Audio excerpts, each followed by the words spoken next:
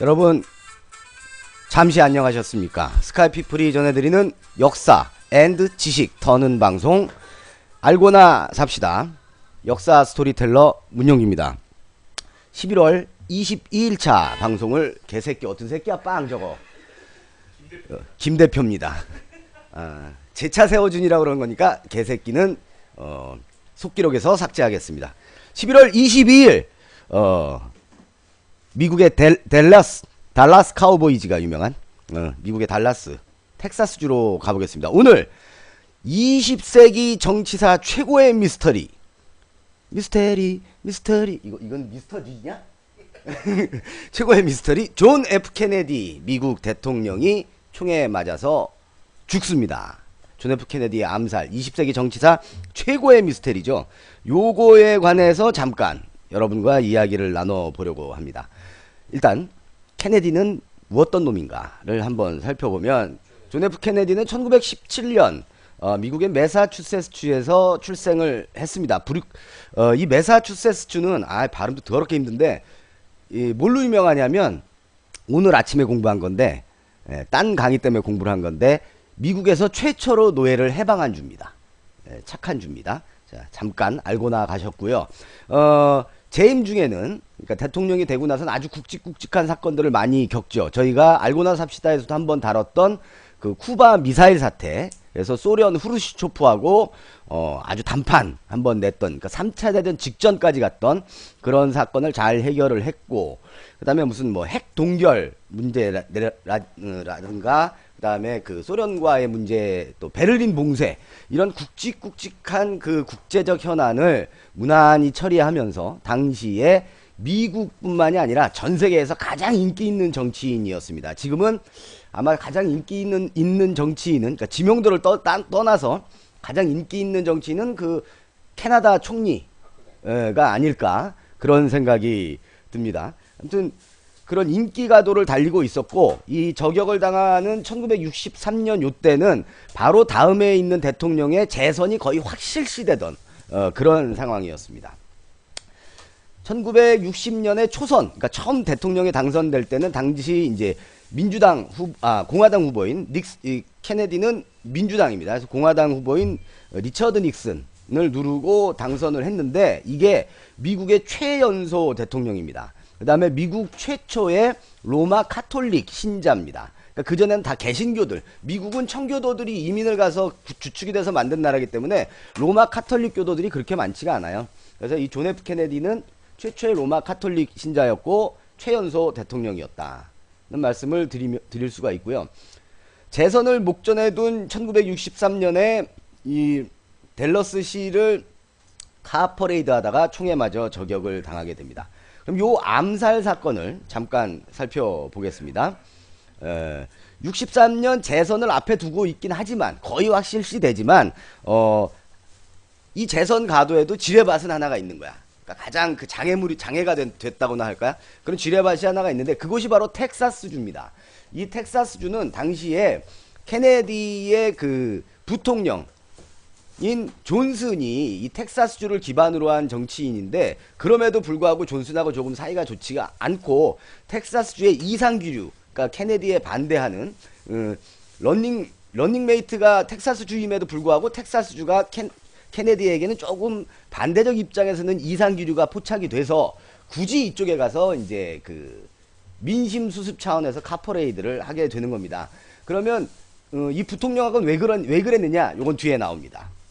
그래서 63년 11월 22일 금요일 12시 30분경에 댈러스 시내를 가고 있는데 총성이 울립니다. 그리고 범인이 쏜 총알 2발이 존 F 케네디의 목과 머리에 명중을 하면서 치명상을 입습니다. 그래서 바로 인근에 있는 파클랜드 메모리얼 병원으로 옮겼지만 도착하자마자 사망하게 됩니다.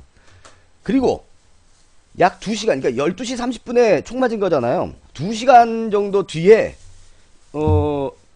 재밌는 일이 벌어집니다. 같은 날 오후 2시 38분 당시 부통령이었던 존슨이 대통령 취임 선서를 해버립니다.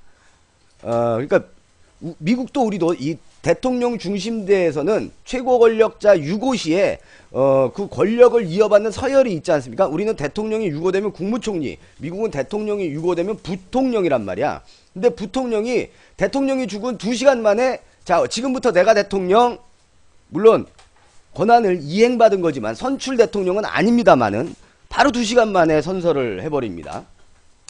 근데 범인은 또 이제 현장에서 체포가 되고요. 범인은 24살 먹은 오스왈드라는 자입니다. 저 댈러스 시민인데 또 여기서 희한한 일이 벌어집니다. 이 오스왈드가 댈러스 경찰서로 이제 체포가 돼서 잡혀갔을 거 아닙니까?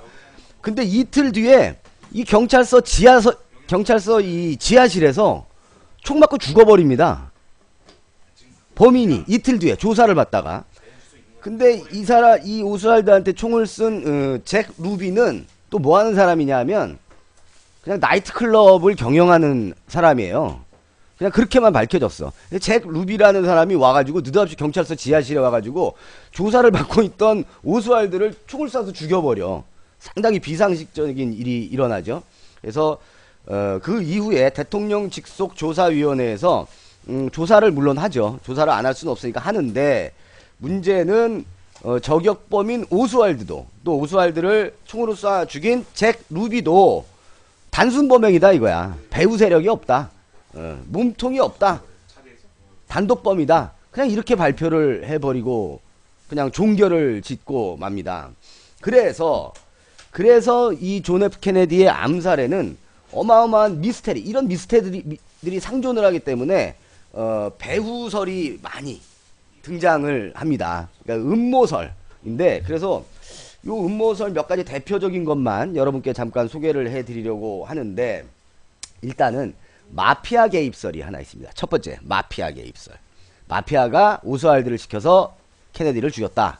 왜 그러냐면 케네디의 아버지인 조셉 케네디가 사실은 마피아하고 협력을 해서 크게 재산을 모읍니다. 그래서 사실은 이 돈이 케네디가 대통령이 되는데 정치자금으로, 그 이전에 정치활동을 하는데 정치자금으로 상당수가 쓰인 거죠.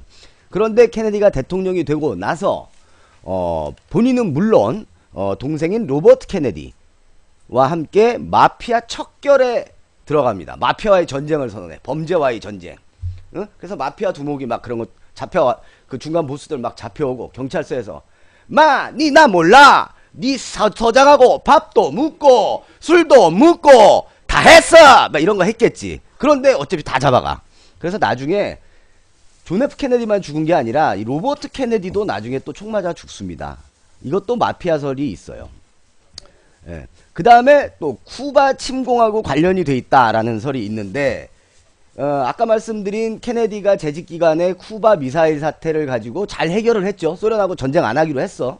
그런데 당시에 전쟁 준비에 눈가를 뒤집고 전쟁을 준비하던 세력들이 있단 말이야. 응? 그들이 뭐 CIA라든가 군 장성들, 아주 조용히 좀 해봐. 씨부랄 것들. 죄송합니다. 마피아 같은 새끼들이 옆에서 막 다 했어. 밥도 묻고 스티커도 붙이고 이 개새끼들아. 그래서 어디까지 얘기했냐. CIA나 그 매파 장성들이 전쟁 준비를 하고 전쟁을 통해서 이익을, 또 권력적 이득을 취하려고 했는데 그게 안 되니까 뭐 총으로 쐈다라는 이야기도 있고요. 그 다음에 이제 베트남 전쟁 이런 지금 옆에서요. 우리 스카이 피플이 목요일날 뭔 행사를 합니다. 그래가지고 노가다 하고 있습니다. 스티커를 붙이다 보니까 죄송합니다.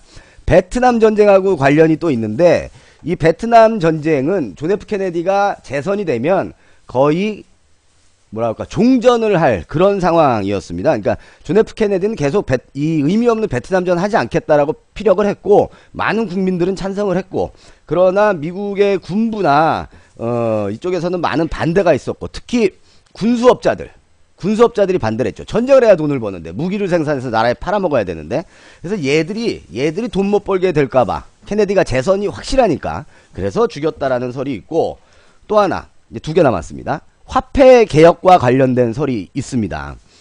우리가 가끔 지금도 뉴스에서 미 연방준비은행이라는 얘기를 많이 듣는데, 이게 이제 우리나라지만 한국은행처럼 이제 화폐 발행하고 하는 곳인데, 이 미 연방준비은행은요, 나랏게 아닙니다.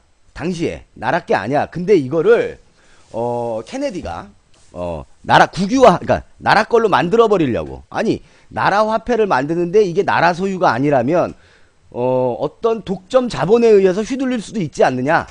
그래서 이거는 국유화해야 된다라고 주장을 하거든요. 그래서 이거에 반대하는 일단의 무리들이 총을 들었다라는 얘기도 있습니다. 그 대표적인 게 이제 유태인 대자본가, 로스차일드 가문, 이런 데들이 이제 그 용의선상에 올라가게 되는 거죠. 그 다음에 마지막으로 아까 우리가 잠깐 얘기했죠. 2시간 만에 부통령이 선서를 해버려. 그래서 배후에 이 부통령인 린드 존슨이 있다라는 음모론이 또 제기가 됩니다. 린드 존슨의 지역적 기반은 텍사스였고, 당시 텍사스는 미 군수 업체가 밀집한 지역입니다. 그러니까 린드 존슨은 전쟁을 해야 되는 입장이야. 군수 업체들한테 지원을 받는 정치인이니까 전쟁을 해야 되고 싸워야 되고. 근데 케네디는 쿠바랑도 전쟁, 소련이랑도 안 하고 베트남이라고 안 한다고 하니까 이 텍사스에 기반을 둔 군수업체, 그들을 지원을 받는 존슨이 아무래도 존 F 케네디는 눈에 가시였겠죠. 이들에게는. 그래서 바로 총으로 쐈고, 그 다음에 2시간 만에 그것도 미망인을, 존 F 케네디의 미망인 제클린 케네디를 옆에 놓고 바로 선서를 해버린다. 그래서 미국인들 사이에서는 존슨이 이 사건의 주모자다. 그러니까 텍사스의 군수업체들과 존슨이 몸통이다. 이렇게 이야기를 하는 그런 음모설들이 많이 제기가 되고 있습니다. 케네디가 총에 맞아 죽은 지가 이제 이때가 63년이니까 50년도 훨씬 지났죠. 그럼에도 불구하고 아직도 세계 최고의 문명국이라는, 가장 민주국가라고 하는 이 미국에서조차 이 케네디의 죽음에 관한 미스테리는, 암살 이유는, 오스왈드는 왜 쐈을까, 이런 거는 아직도 밝혀지지 않고 있습니다. 그리고 이 오스왈드를 느닷없이 나이트클럽 운영하다가 경찰서 지하실에 가서 총으로 쏴 죽인 이 잭 루비라는 사람이 역시 교도소에서 의문사를 합니다. 그뿐만이 아닙니다. 당시 카퍼레이드 현장에서 이 저격을, 이 암살을 바로 목격을 했던, 나는 직접 봤어, 어떤 상황이야, 그대로 그릴 수 있어, 재현할 수 있어 라고 말한 사람들이 18명이거든요.